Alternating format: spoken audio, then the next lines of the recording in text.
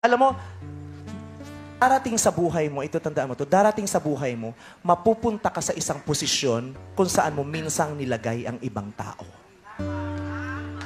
Malalaman mo kung gaano kasakit yung ginawa mo sa kanila. Malalaman mo kung anong klaseng iyak ang hinagulgol nilang ginawa mo sa kanila.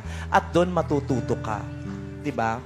Kung talagang gusto mong balikan yung lalaking iniwan mo, pwede naman pwede naman. Pero bago mangyari yon, kailangan yung ginawang kasalanan mo ay aminin mong nagkasala ka, aminin mong nakapanakit ka, pagsisihan mo, at pagdusahan mo.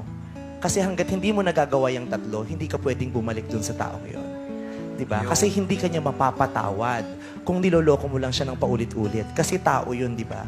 At kung anong ginagawa mo sa ibang tao, yun din ang gagawin nila sa'yo balang araw. Gusto mo ba gawin nila yon? Nakakita ko ng babaeng mas pula yung lipstick, iiwanan mo na kita. Matutuwa ka ba? Hindi po. Diba? At sa mga pagkakataon na malungkot ka na at gugustuhin mo na makakasama, kabahan ka. Dahil baka ang bumusita sa'yo, si Aling Karma. Yo. Diba? Sabi nga nila, diba? Karma has no menu. You get served what you deserve. Kaya dapat patas tayo sa tao. Diba? Hindi porket ang ganda-ganda natin, mang-aagrabyado tayo ng para sa atin hindi maganda. Diba? Tapos pag wala tayong makitang maganda din, babalik tayo sa kanya kasi wala na tayong ibang makasama. Diba? Mahalaga ang tao, kaya tratuhin natin sila bilang tao, hindi parang laruan lang. Diba? Kaya hindi mo masisisi ang mga lalaki kung may mga lalaking nanloloko ng babae.